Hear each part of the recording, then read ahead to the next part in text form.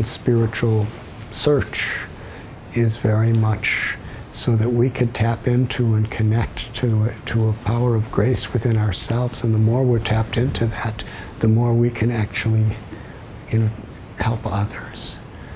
And helping the person who's leaving, helping the relatives around, it's really an inseparable expression of compassion. If you have a compassionate heart, you're going to really feel for the loved ones and help them in their transition of losing a loved one in the same way that we're helping the person who's going to have the transition. Their transition is they're going to leave this body of theirs, a phenomenon we call death, which is a transition. So we're helping them in that transition so they can make it gracefully, and they can enter into a more beautiful space. But at the same time, if we're feeling compassion, we're feeling compassion for those who are going to lose the loved one, which is oftentimes much more painful, because they have to live with the loss. Sure. And it's a beautiful time to really give them enlightenment, because they'll probably, for most people, they'll never be more receptive than in that tragic state.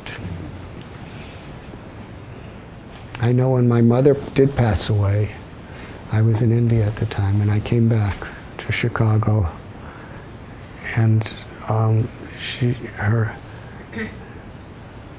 it was quite amazing, because my two brothers and my father and my mother, they all decided that when she passes, they were going to do something that has never been done in our family in history.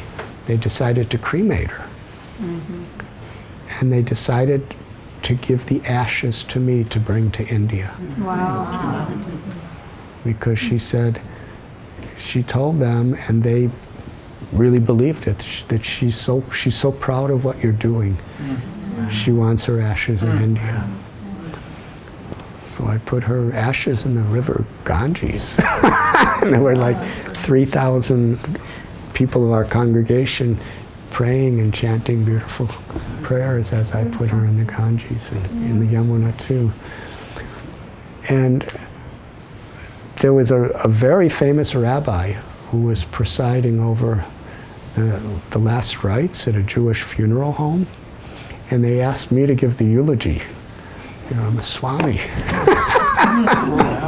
And there's all the aunts and uncles and friends and everyone, my brothers and their wives.